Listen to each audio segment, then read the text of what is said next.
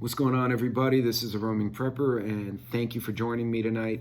There are a couple of topics I want to cover tonight, and I'm going to kind of try and narrow it down because there's a lot going on. I want to cover three things. One, extreme weather, especially with the cold fronts that are starting to roll through. We've already gotten clobbered up in the north, and as of right now, on the 24th rather, of January of 23, the southern states are just getting run over with a bunch of freezing rain and snow. A few reminders of things to do there. Topic number two was talking about the instability on the coasts. There are a lot of good lessons we can learn from what happened out there. But lastly, I want to talk about the Eastern European conflict, whether it's a war, special military operation. I started doing some homework, reading back on history, and I came out with a few things that I thought were very relevant.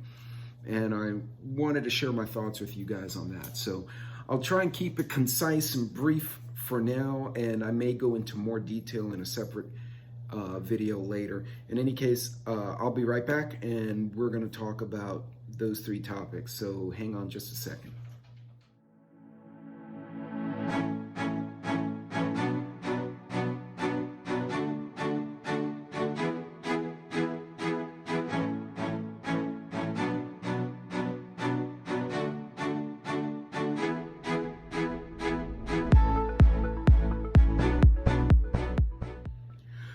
Welcome back, everybody, and thank you for joining me for this Tuesday video. For those of you who don't know who I am, I'm the Roaming Prepper, Pete, and I am the host of this show. By all means, don't forget to like and subscribe. I plan to premiere the video, but if for some reason either I can't premiere it or I don't make my own premiere, which has happened because of my work schedule, put your questions and comments into the comments below the video, and I'll try to answer what I can first chance I get.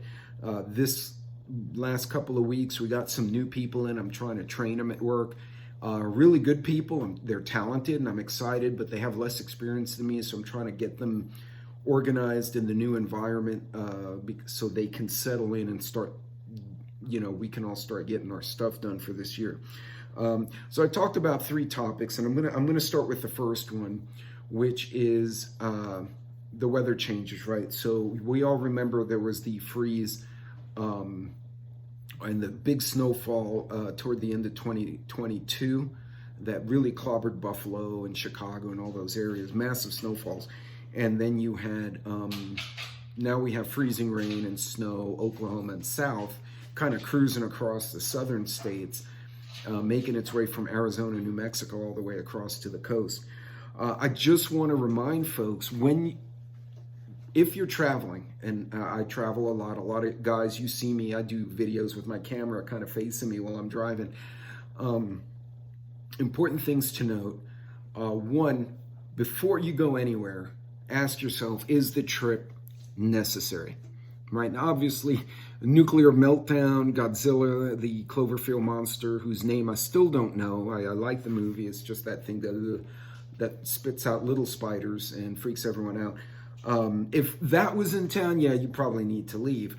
But if you're visiting a friend, going shopping, delay it a day, delay it 2 days. I try to keep my travel arrangements, whether it's by car or plane, as flexible as I can. Even if it costs you another $50 on the airline ticket, another $100 to get the refundable or the changeable flights, it can make a huge difference. It gives you a lot of flexibility. But especially if you're driving, wet weather, icy weather, that's when people make mistakes. They get tired, they're distracted, they get into an accident, and their reaction times are now garbage, because even if you hit the brakes in dry weather, you may have stopped in time. But with ice, sleet, or snow on the road, you're not going to, and you're going to have an accident. We've had several fatalities out here in West Texas already. One was so bad that a semi was turning, a truck oncoming hit the semi because a guy was playing with his phone, and he hit it so hard that the truck went under the trailer and sheared the top of the pickup truck off and just kept going without the top of the truck. I don't know if it kept going without the top of the dude that was driving it. I didn't want to dig that much, but yeah.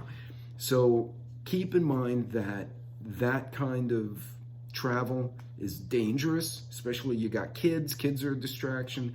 If you're not feeling well, if you're stressed out, tired, pissed off, and definitely if you've been drinking, get a damn Uber, get a hotel room, sleep it off, and travel the next day. But anyway, remember, get home bag, bug out bag, cold weather clothing, a little bit extra in your vehicle doesn't hurt, and water. People forget the water when they get stranded in the cold. You will dehydrate even faster in cold, not because you're perspiring anymore, but because it's cold, you don't feel it. When it's hot, you feel the sweat, you feel the heat, the water quenches you. When it's cold, you're freezing. You don't want to be quenched because you're cold already.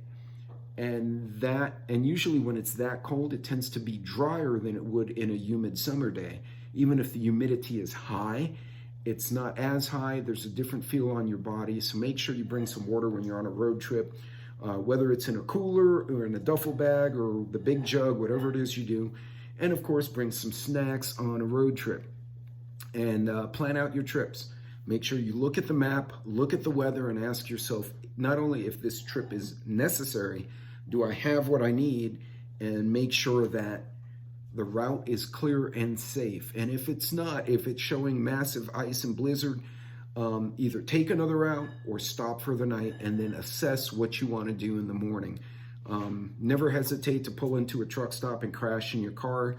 Most truck stops don't really care if you're sleeping in your car because that's pretty much what the truckers do anyway. Make sure you lock your doors because there are perverts, pedophiles, and other creatures that will predate on you and your loved ones. So, you know, I sleep with a pistol across my chest and a dog that will bark at anything coming near my vehicle. So I have an alarm system and a pew, so I'm good. Anyway, just a reminder for the cold weather travel because we're getting into that really doldrum part of winter through January and February. This is when the Texas freeze hit. This is when all those funky weather events happen. So make sure you plan out your trips accordingly. So moving on to subject number 2, which is the issues on the coast, right? So we've had 2 shootings in Cali. Both, unless I'm mistaken, were older Asian men shooting up Asian nightclubs and whatnot, which is weird. Now, I did see a video of the first shooter who shot up the first nightclub. He shot 10 people. He killed 10. The pistol he was using, if you pause the video, looks like either some variant of an Uzi or a MAC-10. And it looks like it has some kind of suppressor. The man was 72 or 62 years old. This was an older dude. This wasn't like a young Antifa or some angry patriot, you know. This was an Asian guy. His name was Loc Tran or something like that, who apparently was looking for his ex-wife. Again, I'm getting bits and pieces. I haven't really had a chance to really dig into it. But again, a threat can come from anywhere. He took his own life. The second shooter who shot 7 more, they did catch him and they did find the gun. So interesting situation there. I find it weird that you have members of that ethnic group attacking other people of that ethnic group. Now, the domestic issue, that could happen to anyone. I don't know what the motivation of the other guy was. And it's very interesting because I understand he was Asian too. I don't know if he was Chinese or Vietnamese or something, but he shot up a Lunar New Year event as well. So I don't know what's going on there. So that's on the West Coast. Now, on the East Coast, we've had a bunch of militant Antifas who actually are getting called militant Antifas. I thought it was just an idea, but no, it's not an idea. Militant assholes can come from the right or the left, as we have discovered. They're getting arrested. The governor of Georgia and the police chief and the mayor, so that's Republicans and Democrats, are all pissed off at these guys. And they basically set the cops loose on them. So they've been battling in the street. Cops have been hurt. Civilians have been hurt. Antifas have been hurt. So it's kind of odd that in a relatively red state, the thing that would scare conservatives the most, which is big Antifa riots, is happening. And in a blue state, which would normally be scared of like being targeted because of their ethnicity, it's happening in a blue state. It almost seems like they took the two things that scared the left and the right the most, and they just happen to happen on the same week on the two coasts. I just say it's a coincidence, maybe, maybe not. But it does lead to a more important topic. These kind of things, I had the privilege of going through some extensive active shooter training, and I really need to make a separate video on this. I'm going to give you guys a Cliff Notes version right now. Most active shooters, they're either planning it out way in advance or it's a spur of the moment thing. But even if it's a spur of the moment decision to shoot, most of them have had a long simmering, a long lingering hatred of something. Something pissed them off to where they are slowly doing a boil, and then something sets them off and off they go. According to the retired federal agent who taught one of my classes, and it's probably one of the best classes I've ever taken, and it also changed my channel because now I can't go to a mall and not stop looking around me. Like I can't even look at the windows. I have to like back myself up next to the Starbucks or something and watch and say, okay, I'm going to that store, and then just go there. Not paranoia, but after his conversation with all of us, it's a shooting gallery in there. So anyway, I'm going to give you guys a few pointers, and I will at some point do a more detailed video on active shooter scenarios. There are a lot of good ones out there already, so check them out. One, most active shooters, mass shooters, are suicidal. Or they don't care about death. Whether they intend to die may vary, but they don't care if they die. Some are outright suicidal. They want to die. The Columbine kids took their own lives. If you notice, most of them take their own life. They're already nuts. So that's something that sets off. They tend to pick targets that they think are soft. That's a whole nother conversation, but yes, that's why they target schools, malls, churches, and places, nightclubs, right? Because you can't carry in most of those places. Now, granted, in Texas, if the pastor gives you permission, you can carry in many churches in Texas. I know the ones out here in West Texas. The pastor will have the police brief 8 to 10 civilians to carry in the church during a service, and they are basically the sheepdogs of the flock, designated by the pastor. Actually, there's a priest down on the valley in the somewhere in the Rio Grande Valley, Catholic priest, open carries a cowboy action 45 long revolver, like the John Wayne revolver, over his tunic. He has his little priest tunic, and he's got a holster there, and he preaches and he talks about how the hand of God must stop evil. So my type of preacher, but anyway, point being, they will target soft targets. So suicidal, like to target soft targets. Very often they will flee. For whatever reason, they're suicidal, but then they run away. Doesn't make sense to me, but very often they do. And usually feel that they've been the victim of an injustice. Now, what to look for if you think someone at work or someone somewhere, if you know the person, look for weird personality changes. You know how people, when they know they're dying of cancer, they're like, well, I want you to have my fishing poles, I want you to have my goose gun, I want you to take my car. They give away their possessions. When you see someone who shouldn't be doing that, who's not openly sick from cancer or dying or going overseas or something, starting to give away their possessions, something to worry about, because that means they're making end-of-life preparations when they shouldn't have to. Another thing is they withdraw all of a sudden. They suck in. Now, if it's, and 3, they tend to get very agitated unexpectedly. Now, this is if you know the person. If you don't know them, things you look for out in public, look for someone who's completely clothed incorrectly. So if everyone's wearing like a scarf, they got a jacket, and you got one guy, you can't see his face, and all you see is this, and he's got this long trench coat, and he's walking funny because he's got something under his coat. Probably weird. Wearing unnecessarily tactical bags. A lot of people have those little like sling bags, the tactical versions. and that's like their big EDC. I don't like that. I want to look like every other schmuck in the street. The fact I have a pistol, a first aid kit, whatever, in my computer bag, in my back pocket, a switchblade in my boot, I don't want people to notice me until it's time to notice me. But active shooters will often have a weird duffel bag, or they'll have a coat. They'll look out of place. They will act out of place. You'll be looking. I've gone to the mall recently, both in Dallas. I've gone out in West Texas. I've gone down in Austin, and I'll be at the mall, you know, with the family, and everyone's kind of milling about. And I'll put my back against the wall, and I'll just kind of get a coffee and take in the sights, and I'll just watch people watch, right? Sometimes it's just fun to do. And I'll look across the way, and there's another guy with his back to the wall, people watching. He looks at his phone. And that particular day, I locked eyes with the guy, and he looked at me, and he goes, "What's up?" And I went, you know, and we just kept people watching. And out comes his wife and kids.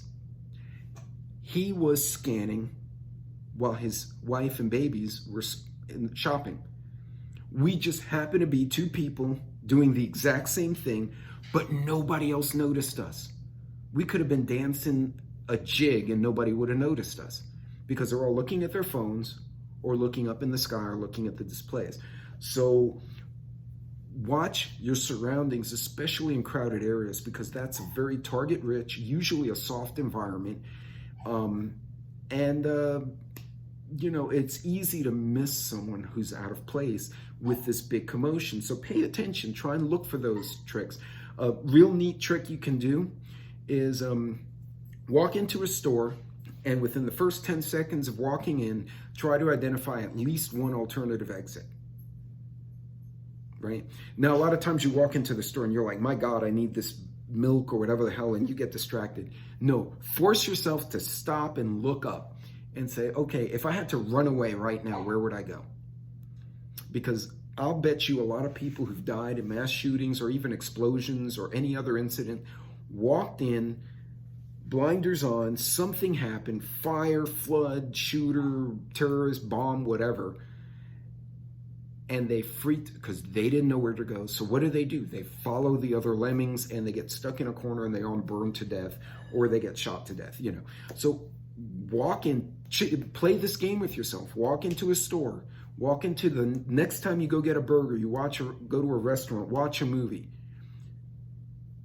Put eyes on each exit when you sit down for your movie. And also where the entrances are, because the bad guys have to come in, right? So again, something else to think about. But guys, there's a lot of instability. You need to be able to recognize it. And at least, even if you don't see it coming, right? I go to a store, I find my exits, I know how to get out, I know where my family is, I don't see a threat, and the bad guy shows up unexpectedly. I know where my family is, and I know how to get the hell out. I will go to them, and I will go out. Okay? Teach yourself to do it. It's going to take a little while if you're not used to it. I forget sometimes because I'm tired, pissed off, getting phone calls from work, and my blinders go on. I'm as guilty as everyone else. But if you actively train, if you actively think in that way, you start to see patterns in buildings, and you start to notice behaviors in people. And that will give you an advantage in an emergency. So yes, with all the instability on the coast, good lessons to learn. Remember, if those folks had been watching their surroundings out in the clubs, or if the if the folks who were at work when the Antifas decided to start their riot over there in Georgia, they walked out, they saw a riot, and they knew, okay, I have a get-home bag in my office. I'm going to go back upstairs and stay in my office for the night. Or I know how to get out of town and on foot to get to my friend's house so I can stay there and be safe. Plan for this kind of stuff. Whether it's a flood, a terror attack, a riot, remember the 80-20 rule. 80 to 90% of the situations you're going to deal with can be dealt with the same set of protocols. So, and that's another one I got to do. God, I need to write this down when these pop in my head. But anyway, you get what I'm saying. Be ready for these unexpected situations. Pay attention to your surroundings. Plan your travel. Now, last topic, Russia, Ukraine, right? They're going to tag me, I'm sure. What the hell's going on? So the war started early in the year, right? January, February is when the special military operation started. Why did it start then? Because everything's frozen. We're coming January, February again. We're almost hitting the 1 year mark, if I'm correct. Everything's going to freeze again. This is historically when Russian forces will move. They did it. So let's go back in history. Everyone thinks World War II, right? The Battle of Leningrad, the Battle of Stalingrad, right? Which the Germans paid for dearly. What's funny, the German generals knew Hitler and his leadership did not listen to them because his ego got in the way. And Hitler was a little from Parkinson's or whatever the hell was afflicting him, or he was just nuts. And had he listened to his generals and pulled back and let the Russians retake whatever, and then hit them again in the spring and summer, he would have done amazing damage to the Russians, but he didn't. And he lost the war as a result.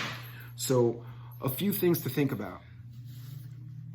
So World War II, great recent example of the Russians moving during this time, the dead of winter, when everything is frozen and their tanks, trucks, heavy equipment can go across. During World War II, unless I'm wrong, Prepper and I definitely have the numbers because he's a history guy, but my understanding was the Russian losses in combat were in the 15 to 25 million range, depending on which reference you look at. I've seen different numbers because they break it down a little differently, but they basically throw equipment and personnel at the enemy until they defeat them. That didn't just happen in World War II. Napoleon did the same thing. He had attacked Russia. He beat them back. They waited until this time of year. I think it was maybe a little early in December. It was frozen. It was cold. It was the dead of winter. The Russian people know how to fight in that. Now the Ukrainians do too. Problem is, Ukraine is smaller. Russia has more mass, more people. Same thing. When it got cold, the ground was hard, and they knew which ways to travel when the ground was frozen, and Napoleon ultimately was defeated. But it goes even further back. The Great Northern War started in the 1700s. Now, this one's really interesting. So the Napoleonic Wars, I believe, were 5 to 7 years. It was quite a long war. Napoleon going around fighting with everyone. World War II, we all know, lasted, well, the U.S. was involved 5 years, but in reality, it started in 1939. So about, depending if you want to say, oh, well, there was conflict before 1938, 1937. Anyway, we're looking at anywhere from 6 to 8 years, depending how you want to call it, beginning. World War I, same thing, right? World War I, the U.S. was involved, for only 2 or 3 years of it, but the actual war lasted 4 or 5 or 6. The Great Northern War started in the year 1700 and went on till 1721. Yes, 21 years. You know how the Russians defeated, and they were fighting the Swedish kingdom. Sweden had taken over Finland, took over part of Poland, took the Baltics. It just kind of carved out a chunk of Europe. And the Germans, or what we now know as Germany, and the Russians, or the Tsar's kingdom, and then I think part of Poland, it was all convoluted. Anyway, they all fought with these guys, and they were getting their tails beat by the Swedes, believe it or not. For a while, they were getting a beating. The final Russian counterattack in the winter, ground was hard. 21 years, the Russians threw personnel, horses, cannon, whatever, at the Swedes and just wore them down. They also beat Finland in a separate war in the early 1900s. But that, and again, the loss ratio was like 20 to 1 Russians to Finnish, because the Finns are actually great riflemen and amazing skiers. They just hid in the woods. The Russians kept coming up and they'd shoot a pile of them, and they basically ran out of ammunition to kill the Russians, but the Russians kept coming and they defeated the Finns. So this is not a new surprise. And this is what scares me, because right now, all of a sudden, we need to send HIMARS. We need to send Bradleys. We need to send German Leopard tanks. Why do you think they're doing it right now? Why is all this hardware going into the Ukrainian army right now? They're training on Patriot missiles. Do you know why? Because I think we haven't seen the end of this party. And sadly, I think it's going to get worse. Because I think, remember, Russia put out their big draft, in May? After they kind of got kicked out of northern Ukraine and they were kind of on the backpedaling, and they put up this defensive line right around Donetsk region, the Donbass. And they've been going back and forth, but nobody's really moved. They've been at a stalemate for months now. If you watch the news and then watch the maps, the news is like, oh, the Russians had airplanes blowing up. Yeah, but they're not moving. Nobody's going anywhere. The Ukrainians are not getting their property back, but the Russians aren't. They're holding each other. That's to Russia's advantage. And if Russia recruited 200,000 people, 300,000 people in June, they've been training for 6 months. By now, they'd be ready. We take Marines and Army soldiers, whether they're Marine Riflemen or Army 11 Bravos, which are interesting. Infantry, God, my brain. Infantry and Marine Corps units, here, it's 8 to 10 weeks boot, depending on the branch, and then another 8 to 10 weeks, or 20 weeks, what's that?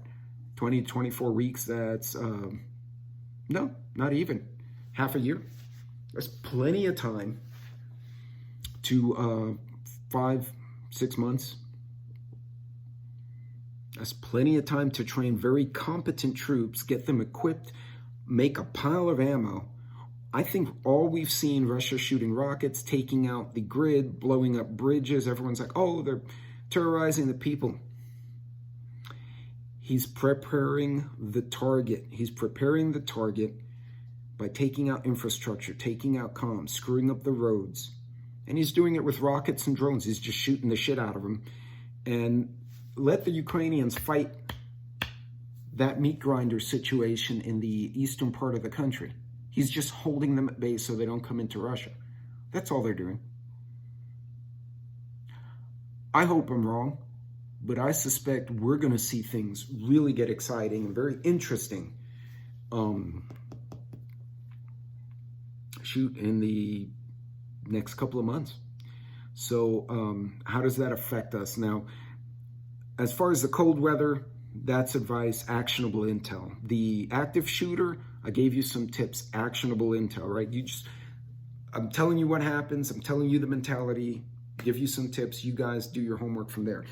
The Russia-Ukraine thing, none of us watching this can change that, right? We're not geopoliticians. We're not presidents. We're not premiers. We're not prime ministers. We're a bunch of concerned citizens around the world watching each other's videos going, yeah, this sucks.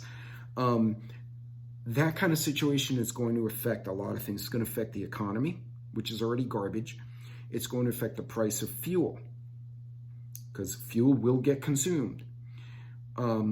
It's going to affect supply chain, because if we get into an open shooting war, I promise you, cargo ships and aircraft are going to be fair game in certain places. So things can go down. Luna's on patrol right now. I guess she heard Amazon drive by and she's like, danger. My Protecto Corgi over here. That's the big girl, by the way, the alpha. But what was I saying? That kind of conflict will affect supply chain, food availability, inflation, fuel availability, price of fuel, which will exacerbate the inflationary effect. So even though I get what the Fed thinks they're doing, they're increasing interest rates to reduce spending, to cool off prices, but it causes a recessionary effect. That plus an expanded conflict could make things much worse. And that's assuming Russia doesn't decide they want to connect to their enclave called Kaliningrad by going through Latvia, which is a NATO member. Right now, Russia's threatened Poland directly at one point. So that can get complicated. And I'm not even talking about the bigger implications of atomic or nuclear warfare or sabotage, fifth column type stuff, where people who are already here. But I will tell you The news here in Texas recently showed a bunch of people coming into the country, and they interviewed a guy who was a Russian, another guy who was a Ukrainian, and they said, oh, well, we didn't want to get drafted, so we fled. Now, granted, those two guys put themselves on TV, so more than likely they just didn't want to go to war over these, the two asshole leaders over there. But how hard would it be for an enemy of our country in the U.S. or Canada, guys, because Canada, y'all are vulnerable too, or Mexico, to come in, infiltrate, and damage stuff? We've already seen attacks on grid plants, power plants, hacks on phone stations. What I suspect was a hack on Southwest Airlines, and then 2 weeks later it took the FAA communication system down. We've seen a lot of infrastructure hits. Who's to say we don't already have players in country? And we've got our own instability internally that's going to provide cover for that kind of activity, right? Because who did it? Antifa? The Patriot Boys?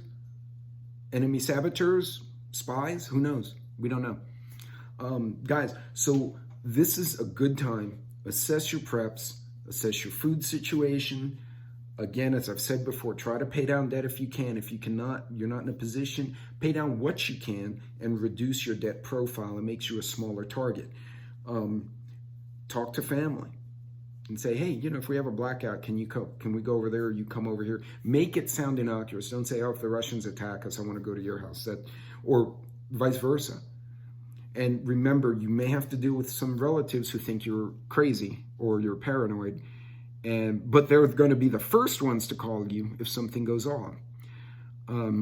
I can't help you with that. I know what I do, but that's one of those things all of you have to make your own choices. But in any case, guys, 3 important topics, and they're actionable items you can do for each. Some a little easier than others. Educate yourself, watch things happening. Remember, there's a bit of a whip effect, right? You snap a whip, the whip effect happens at the end of the whip. All of that movement comes before the whip. So if something happens, that ripple is going to go out. If you see the ripple early, you can position yourself accordingly. So guys, be smart, be safe, stay on budget, don't panic, but understand how these things are all coming together and how they can affect one another. Instability internally with a conflict overseas, with active, things can happen simultaneously. They can overlap. A multi-dimensional situation. But again, a lot of what we're already doing will apply to 80-90% of any of those situations, much less multiple ones. So continue doing what you're doing. But now's a great time. This coming weekend, assess what you got. Pick a prep. I keep saying it, pick a prep. My pick a prep was the spice cabinet 2 weeks ago and the pantry last weekend. So I'm going to pick another spot and say, okay, this is what I'm going to investigate. I'm going to pull all my gear out and start making decisions, what I throw, what I keep, what I trade, what I sell. So guys, actionable items. You've got this. You know the skills. You can find the skills. Adjust, course correct, but the more you understand how these things are playing together, the more you understand what's going on right now. When you see things fall a certain way, you're going to know that's going to be a problem soon. And you can course correct. There's no shame in saying, all right, I'm prepping for this, something happened, adjust. That's what it's all about. Don't panic. Stay on freaking budget too. This is not the year to get on major debt unless it's absolutely a long-term investment. Be smart, be careful, watch each other's back. I will see you on the next video, guys. I hope this one was helpful, and God bless, Godspeed. I will see you later. Take care.